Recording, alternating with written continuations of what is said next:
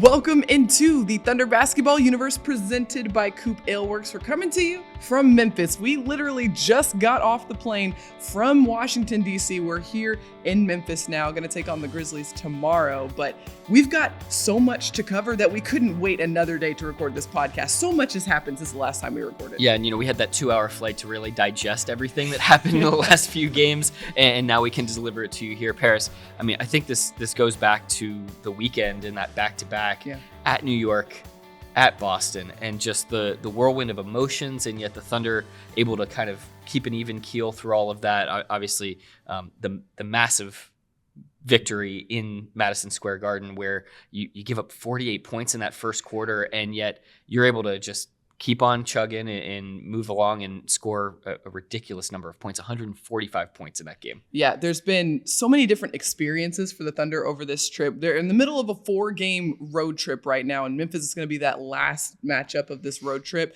They started in Madison Square Garden, went to TD Garden. That was a wild game as well, just enemy territory. And then Washington, D.C., also a wild game as well in Capital One Arena. Gallo, it's the last thing that we saw in Capital One Arena. Yeah. I think we just got to talk about it. Shea's step back, game-winning three-pointer. Yeah, and this has really been weeks in the making, years in the making. This shot, this close. I think we would be remiss if we didn't talk about the defensive stand at the end as well, right after that.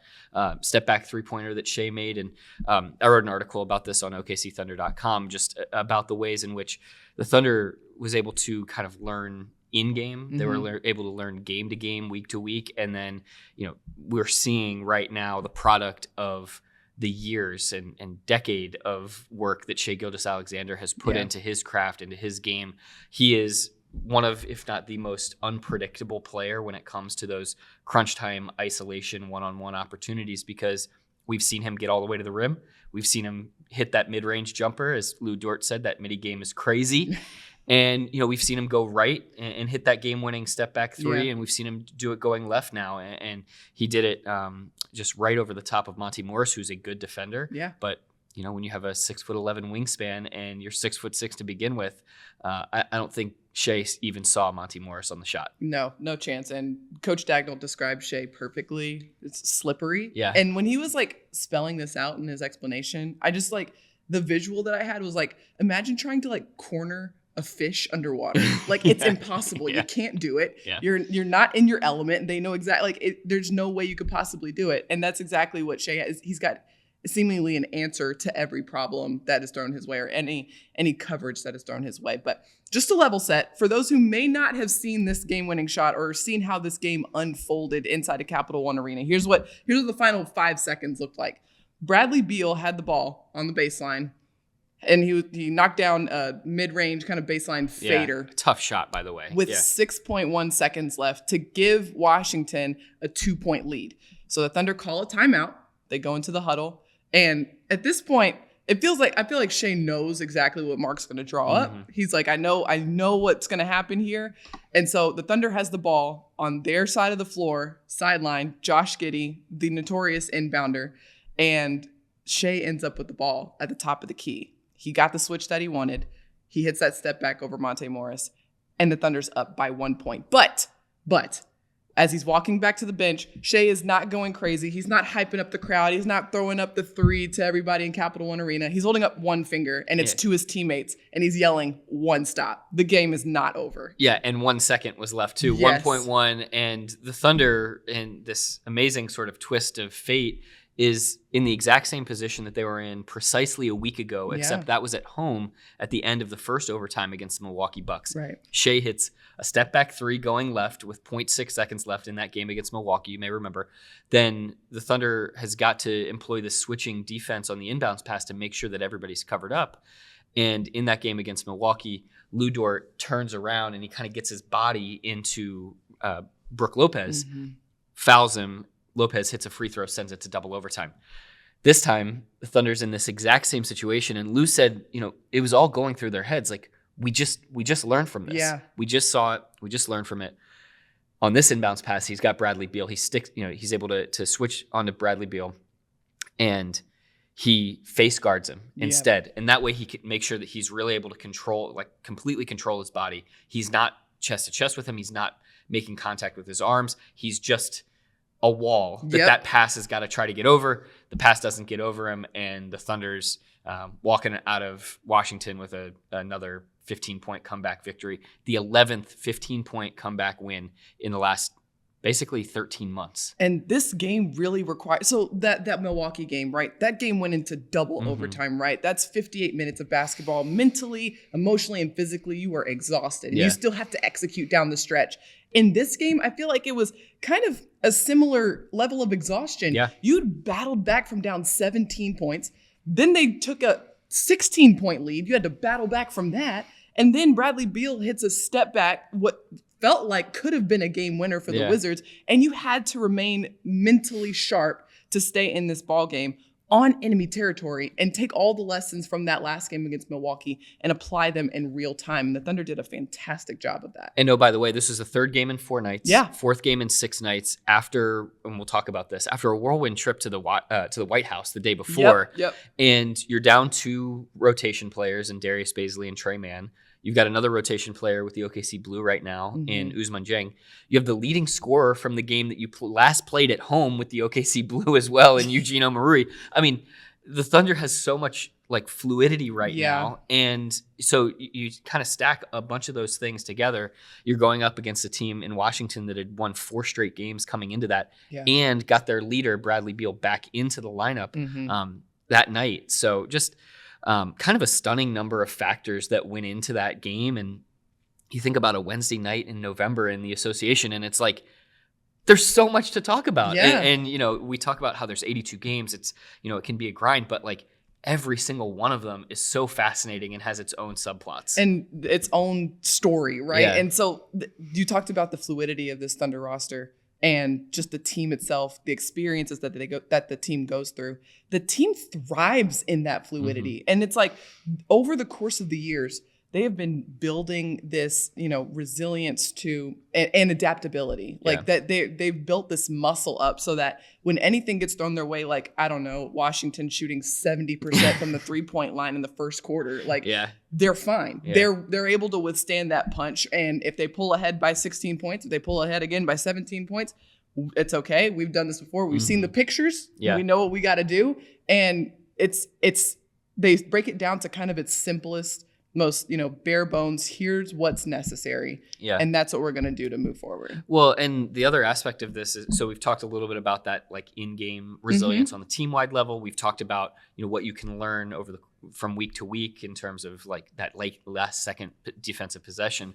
And we talked a little bit about Shea, and I'm sure we'll get to him a little bit more, but you know, that year over year, but there's also just sort of like the heat of the moment ability to just move on to the next play, like a play to play. And I think one guy that we could point out is Josh Giddey, who made the inbounds pass to Shea. He had a kind of a tough game in Washington. And, you know, he's coming off an incredible performance in Boston. In New York, excuse me, Oh, in New New York, York. You know, he affects the game on all 3 levels in New York, helps the Thunder really turn that game around and come back and win that game. Right. Boston, not his best outing, but, you know, highly charged emotional game. Not his best outing in Washington, doesn't play down the stretch against the Wizards. But Mark Daigneault puts him back in for that inbounds pass. Human nature, it would be so easy to try to be like the hero on that inbounds pass and do this thing that we've seen him do a million times where he like finds the cutter on a backdoor cut or make the fancy play. He stayed patient. He stayed within himself. And something that Shea said after the game, we got to stay true to ourselves. And he did that. He just stayed true to himself. He hit Shea, found him for the right pass. And they got the win. And that's what everybody was doing in that game, just making the right play, what was necessary, not necessarily what would have made them the hero in that moment or what they felt like they could do in that moment. It's what was right for the team in that moment. And that's what's been necessary for this group, this entire road trip. It's been a tough whirlwind, highs, lows. I mean, trips to the White House. I mean, things are coming at you, things that could easily distract you and knock you off course. And the Thunder has done a really solid job of staying true to themselves and what has made them successful up to this point. So we've talked about it enough. Let's take a quick break, and when we come back, we'll break down what happened throughout this entire road trip. We'll be right back. COOP Ale Works is the proud sponsor of Thunder Basketball Universe. Brewers of the fan favorites F5 IPA and 99-calorie Ice Chest IPA. You'll find those and many more COOP beers at retailers across Oklahoma. Learn more at CoopAleWorks.com. All right, so I mentioned the road trip, right? The 3 games that the Thunder has played on the road. But really, we would be remiss if we didn't talk about the Toronto game at home, because the last time we podcasted, it was the Milwaukee game that we were talking about, that double overtime game against the Bucks that was absolutely bananas. But then the Thunder came back and answered with one of their probably strongest wire-to-wire performances of the season. Completely emphatic performance. And I thought this was a masterclass in scouting an opponent and the youngest team in the NBA, second youngest team ever in the NBA history, to take that scout, which you're getting, either the day of or possibly the day before the game, and digesting it in such a complete way and going out and absolutely just dominating in terms of executing the game plan. So this game, the reason we're saying this is because the Thunder hit kind of every benchmark of their identity in this game. 8 players in double figures. How many times has that happened? Twice in OKC history? Yeah. And then on top of that, the Thunder scored 132 points, getting everybody involved. The defensive end is where they really, really shine. The Toronto Raptors, I mean, they had a decent night, but they were not at their best by any stretch. They kind of had fits and starts to their offense, and the Thunder was really, really dug in their heels. 6 blocks for the Thunder, 10 steals. The defense was really shining through. Yeah, and the defense really helped set up an offensive attack that was going up against the most aggressive defense in the NBA. And the Raptors are long, they're swarming, they bring 2 to the ball, they try to get the ball out of guys like Shai Gilgeous-Alexander's hands quickly, they try to disrupt. And one of the best things that we're seeing about Shai this season, in the midst of this torrid scoring streak, if there's 2 that come to the ball, he gets off it. Right. He gets off of it quick. And the next guy is empowered to make the right decision. And time and time again, we saw in that Toronto game, pass, cut. It was almost robotic and machine-like, the way that if somebody was driving from a certain angle, there was a cutter coming from the exact spot on the floor that he's supposed to be. And you can only do that if you're properly spaced too. Yeah, and the rhythm of those cuts, like you could see it on a music sheet. Like it was really kind of beautiful to watch. Like seeing guys know exactly when their cue was to make a cut, time that cut right, and then guys hitting them with like a really sharp laser pass for a layup or a finish around the rim. Everybody was just working in conjunction on a string. And when we talk about, being on a string, normally it's defensively, right? Because if one guy goes over to help, that triggers somebody else to get over into the, to the gap, and everybody's got to work on a string. But the Thunder in this game in particular, offensively, everybody was just locked in, moving in. As one moved, the other moved, and it opened up a lot of stuff on the floor. And by the end of the night, Thunder had 31 assists. Yeah, and when you're playing that 5-out style, you've got the guys in position so that if there's a baseline drive, the opposite side wing player, that's your job. You're cutting, you're filling that lane. Same goes if you've got a drive from the angle, opposite side corner. That's your role to recognize what your defender is doing and either stay in the corner and be ready for that catch and shoot 3 or bust at baseline and be ready for a dunker spot finish. All right, if we're going to talk about this Toronto game, can we talk about Eugene Omoruyi? Yeah, we got to. We got to talk about him. He came into this game and had a career-high 22 points, 8 of 10 from the field. But the real thing about Eugene is his energy that he brings every time he steps onto the floor, and he truly brought it. And of course, it's got to be a little special going up against the Raptors. He's from Toronto, so I'm sure that sat really nice with him. Yeah, and I think this is a product of a guy who's on a 2-way contract, getting tons of minutes at the G League level. He played for the OKC Blue in their first few games, was the leading scorer the 2 games at home right just prior to this.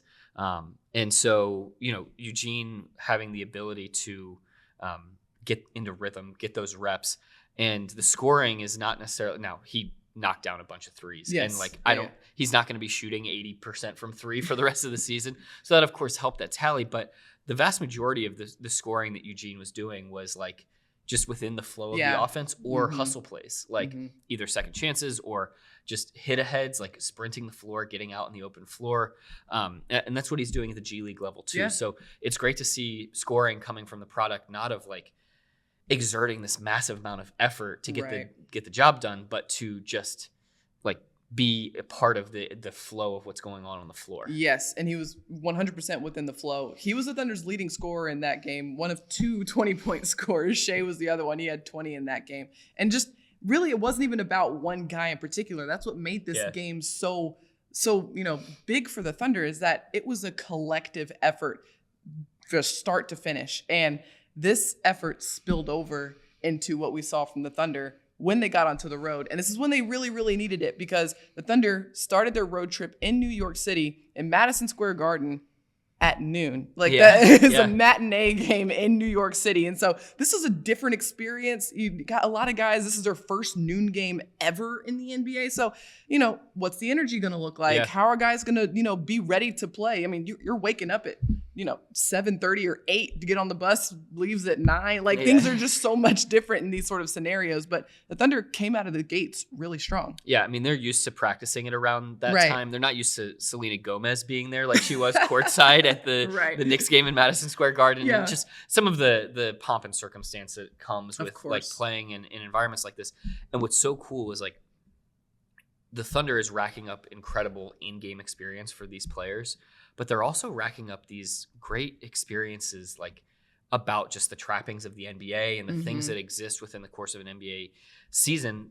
To play a noon game in Madison Square Garden in a very hyped environment, and then the next night, and we'll talk about the Boston game, but to go and play in that hostile environment in Boston and force an opposing team that's elite, an opposing team's crowd that is one of the best in the NBA to rise to that occasion, these are the types of experiences that you're going to have playing at noon, playing in front of this raucous crowd. Yeah. When you get to the point in your arc on that mountain climb when you're in the playoffs. And so to be getting those experiences in regular season situations when these guys are 22, 20, 24, whatever, however old they are, is essential, so that when they're ready to make that sort of next jump into true contention, they've already experienced a lot of these things that they're going to have to deal with. And I love that you're talking about this, because we've talked about how, yes, the Thunder playing at noon in MSG is an experience within itself. But then the Knicks coming out and scoring 48 points in the first quarter,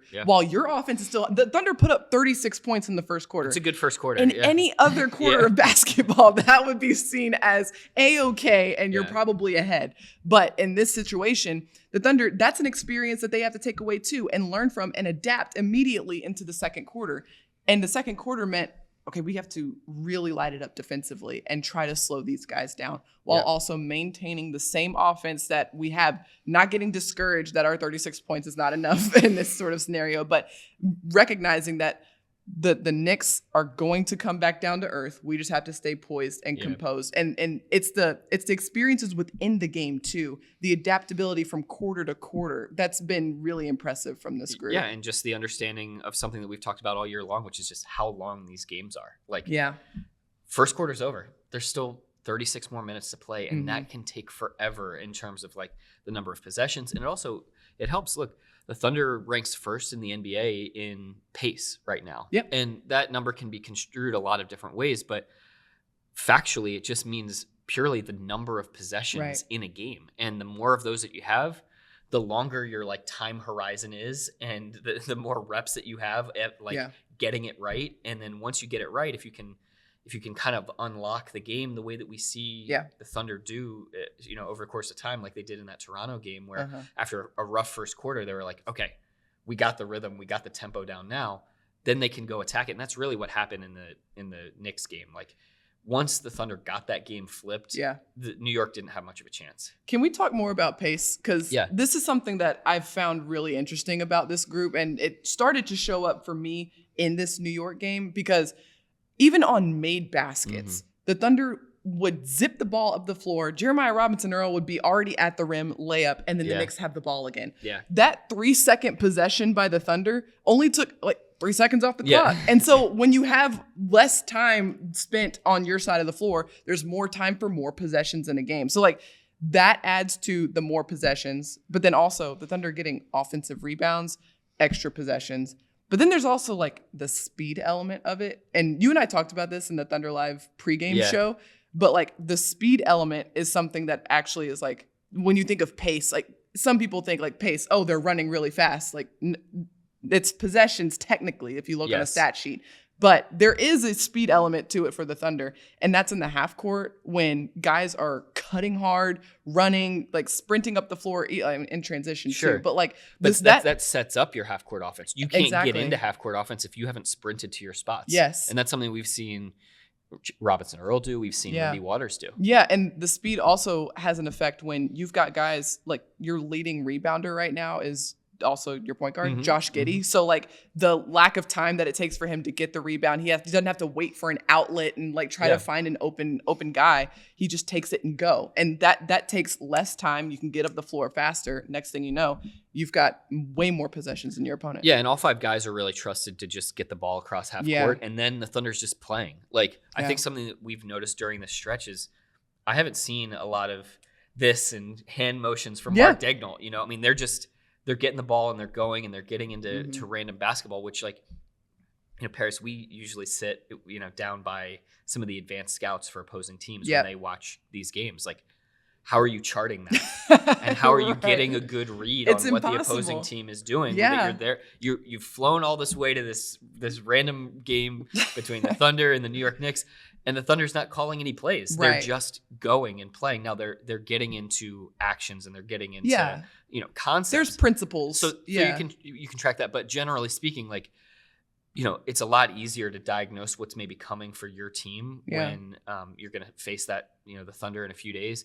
If the coach is calling a play from the sideline and they're putting up horns, they're putting up, you know, something. In this situation, that's not happening. And as a result, opposing teams not only don't know exactly what's coming, but as we'll get to, they don't even know who's going to be on the floor for the Thunder. I have no idea. That's really an incredible maximization of the roster that we're seeing from the Thunder. Well, and just going back to the play calling, like if you're dribbling the ball across half court, putting up your hand, calling up 4 low, like that's to create an advantage, right? Plays are designed specifically to try to create an advantage offensively. If you've got the ball on the break, you've got an advantage. Yeah, you already have it. Run with it. Go with it. And the whole point is to keep the ball ahead of the defense. And so if it's already there, why are we stopping the break, slowing things down to set up another play that might give us another advantage? Run with the one you've got. And the Thunder's done a really good job of just reading the game as it's happening and unfolding rather than what do I do now? Like looking around, like where's this player? What do I do? Looking back at coach, like I don't know exactly what to do. Just going within the flow of the game. Yeah, and I think this is a great opportunity to remind everybody, though, that this is not a linear process. Yes, and I think that the Thunder saw that the very next night in Boston. So you play great in New York after that first quarter, you get the win. And not that the Thunder is being like outcome based at this point, but there was a clear, you know, line of demarcation between how the Thunder played through like quarters 2 through 4 in New York and then 1 through 3 in Boston. And then that fourth quarter in Boston, the Thunder just didn't quite have that same rhythm and tempo. And a lot of that has to do with going up against the reigning Eastern Conference champions and what they can do to any team. But I think it was a good reminder for this Thunder squad of like exactly how much you have to pay attention to detail in these types of situations. You still only lose by 4, 126, 122 in that game.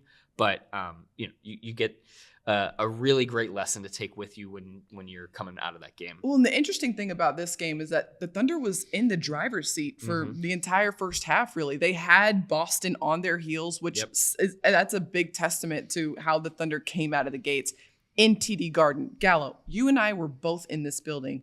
It was so loud. It was loud. It was just like there were so many people. They were really into the game, clearly. And I love what Coach Daigneault said after the game because it's really true. And he was like, the reason the environment was the way that it was is because of the pressure we put on the game to make it that sort of high pressure situation down the stretch. Yeah, if it was a ho-hum 15-point win for the Boston Celtics and they were in control the whole time, you're not getting those explosions in the second half that we saw on a Marcus Smart layup or whatever it may be. And you know, this kind of was a thing that went a little bit viral, but you know, Marcus Smart after the game in his walk-off interview just gushed about how hard the Thunder plays. And you know, this is coming from a guy that plays harder than just about anybody in the entire league and won Defensive Player of the Year last year. So the Thunder definitely put the Celtics on notice and I think got their attention in a big way.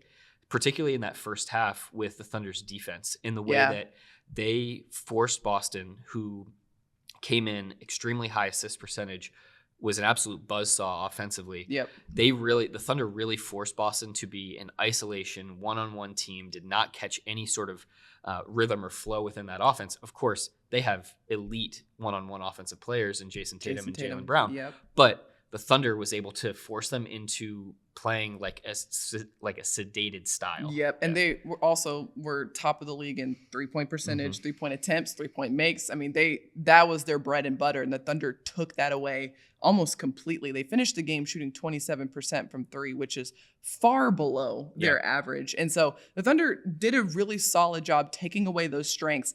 It was the fourth quarter of that game where Boston it felt like they kind of amped up their intensity, their pressure, and they really utilized their size kind of at every position to really cause some disruption for the Thunder. And there was also some great self-reflection. I mean, we hear about this all the time from Mark Daigneault about how Shea, the first thing that he does is look in the mirror. And after that game, he said, hey, I got a little stagnant with the ball in the fourth quarter. And to be able to be that self-reflective so quickly, really stunning self-awareness, and also incredible leadership for a 24-year-old who's, still kind of finding his place in the league on this team. And he's able to say, hey, like, I've got to be better. Yeah. And we have to be better as a team. And he, of course, is an important part of that. Yeah. It takes everybody, right? Like, and he's mentioned that multiple times. Like, if we want to win, it's got to be more than me. Yeah. And that's why, getting teammates involved, empowering teammates is so critical in this operation, because all of these guys are ready to go at any point of the game. They all feel empowered to, knock down a shot when it's necessary. And they've all had to do that at some point, especially during this road trip. And we've seen him get off the ball quickly, like we talked about in that Toronto game. We saw him in the last couple games. Right. Washington game, finds Jalen Williams, J-Dub, for catch and shoot threes inside the final 3 minutes of that game. Yeah.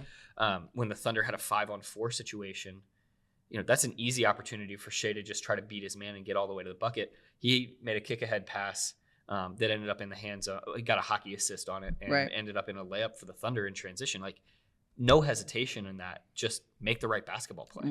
Right. And so for the Thunder in Boston, they fell short in that game. And it was, like you're saying, just a moment of self-reflection for everybody. Really, like, awesome lessons to take away, because the Thunder, like, defensively played the way they wanted to play. They stuck to the scouting report, just lost some steam there in the fourth quarter and let Boston get the best of them. But then the Thunder had to take a trip out to Washington, D.C. And there is more than just for the game against the Wizards, because they had an awesome trip to the White House the next day during their off day.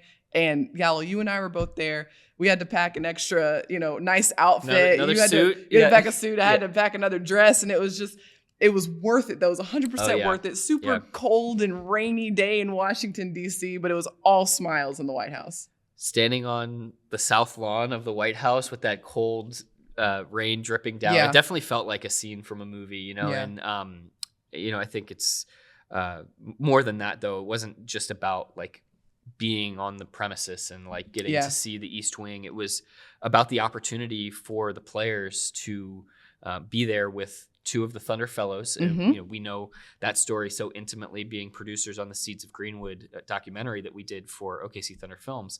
And to see those two young teenagers there who completed that year of the program in Thunder Fellows, to see the players there with the ability to just learn more about the People's House. Yeah. And then also learn about, have the opportunity to sit down with leaders from the Biden administration and talk through some policy things that matter to them. I thought that was just an incredible, as Mark Daigneault said, a broadening experience. Yeah, and it was...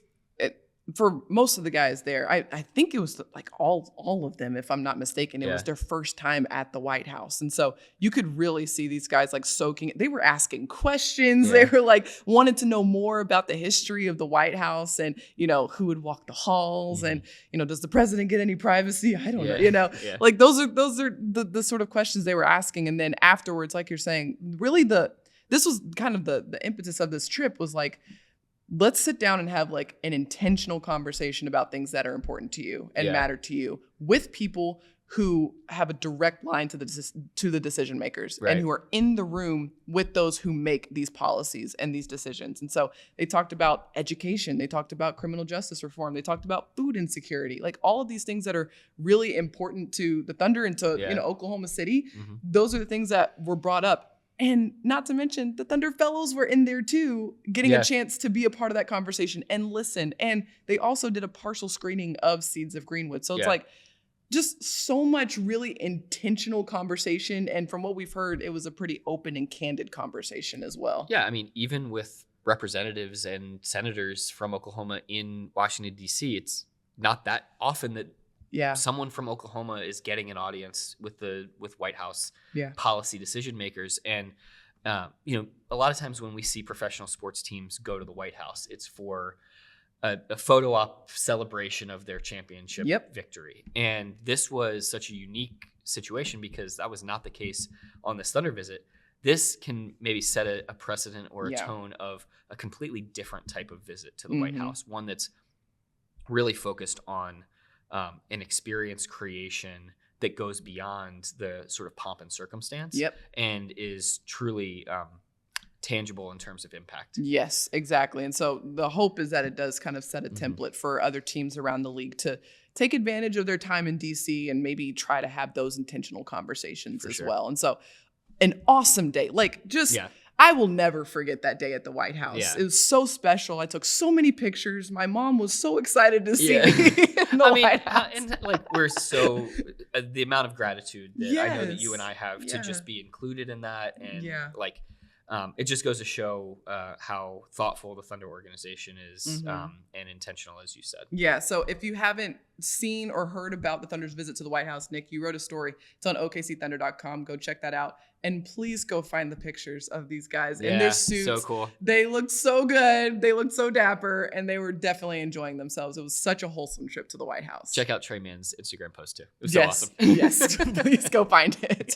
Okay, so that was the Thunder's off day in Washington, D.C. And then the immediate day after that, they had to go against the Washington Wizards, the red-hot Washington Wizards, who had just come off a 4-game winning streak and were red hot from the 3-point line and were feeling themselves on their home floor. And the Thunder fell behind, like we mentioned, they fell behind early, but just unrattled by distractions, unrattled by adversity, stayed true to themselves, and ultimately finished out the game. Yeah, and Mark Daigneault said before the game that he was very fascinated to see just how the Thunder was going to respond to the situation. I mean, coming off 2 really emotional games in New York and Boston, a whirlwind trip, as we mentioned, to the White House.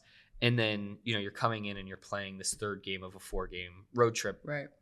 And the Thunder got punched in the mouth to begin the game. But that second unit stabilized things so well. 16-0 run that spanned the end of the first quarter and the beginning of the second quarter.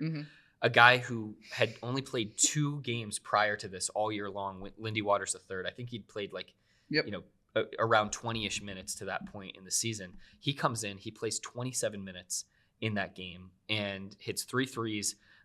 J-Dub, Jalen Williams, just comes in and is a great playmaker in that second unit, 6 assists. That comes on the heels of a career-high 11 assist game in that win against Toronto back at home. And so you're able to just completely turn the mojo of that game, even though you go back down, the Thunder went back down again big early, a little bit later. It just, that run by that second unit seemed to give everybody a breath of okay, all right, they're not running away with this game tonight. We can hang in here for long enough. And everybody that came off the bench, ready to go, just in the zone, ready to rock and roll. And the group that came out of halftime, it was a different group than the starting unit that started the game. So the Thunder, they swapped out Lindy Waters III. He stepped into the starting lineup out of halftime. And I believe it was J-Dub, maybe? I could be mistaken. Yeah. Maybe it was J-Dub. Yeah. Okay.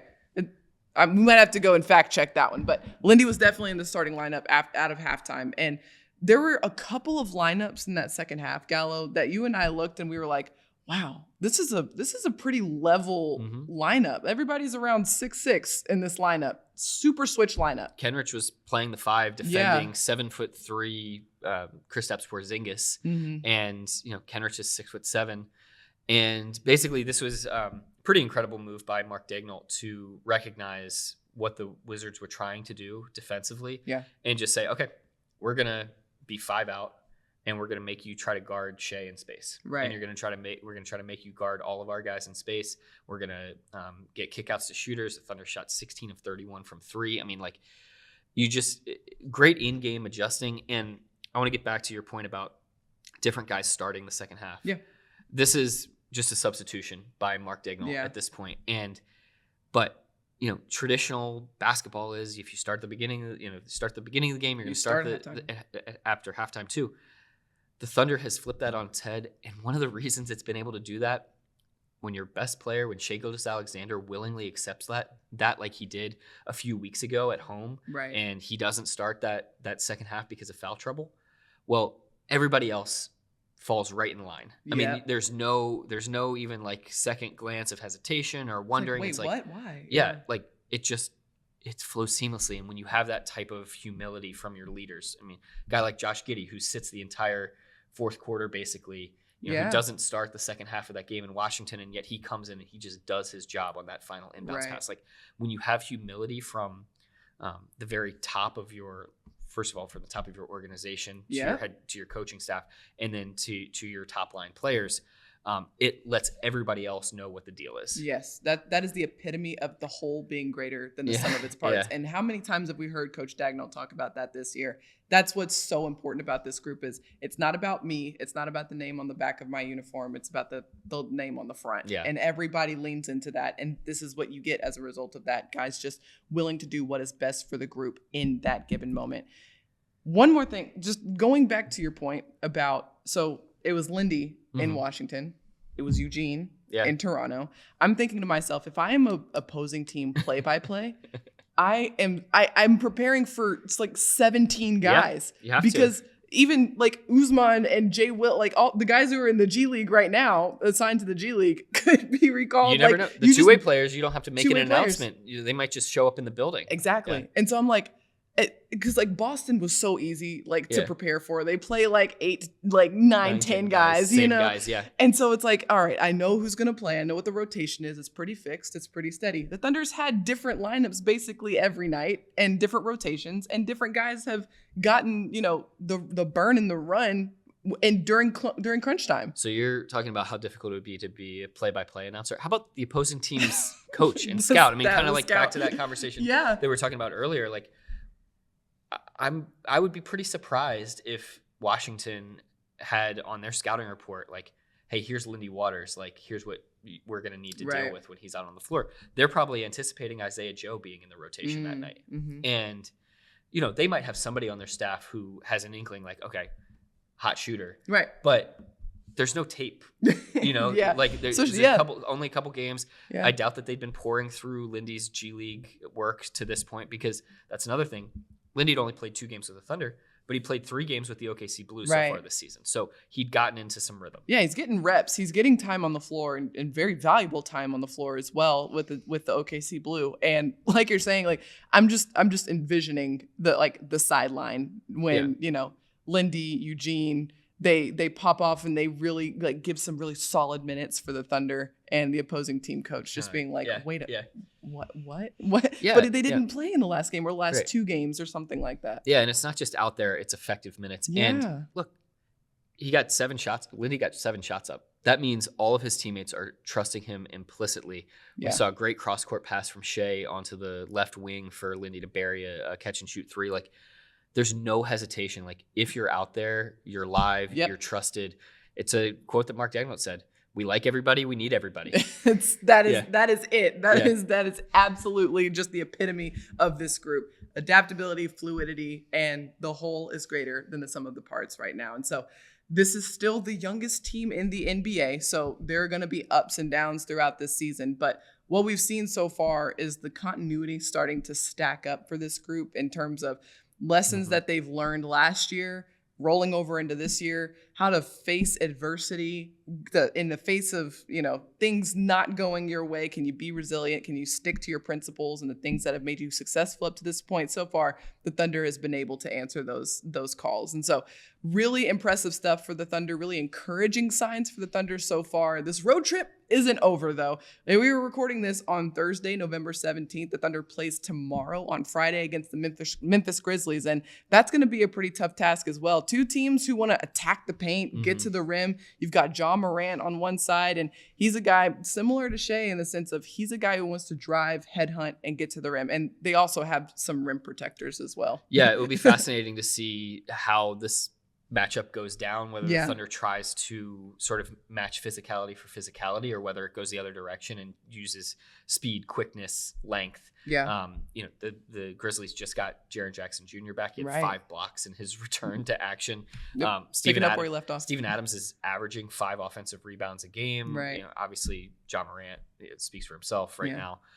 So it's going to be a fascinating matchup, and this will be a great way coming back west for the Thunder to conclude this road trip and get ready to be back home for 3 games. 3 home games following this game. So be sure to stay locked at OKCThunder.com for all coverage of those games. Me and Nick, we've got reporters' notebooks after every single game, so we've got you covered on everything that you need to know. And of course, come back to the Thunder Basketball Universe podcast. We got you covered after those as well. Until then, thank you so much for watching and listening. Be sure to like, rate, and subscribe wherever you get your podcast. Thank you so much to our producer. And until next time, Thunder up and catch you later.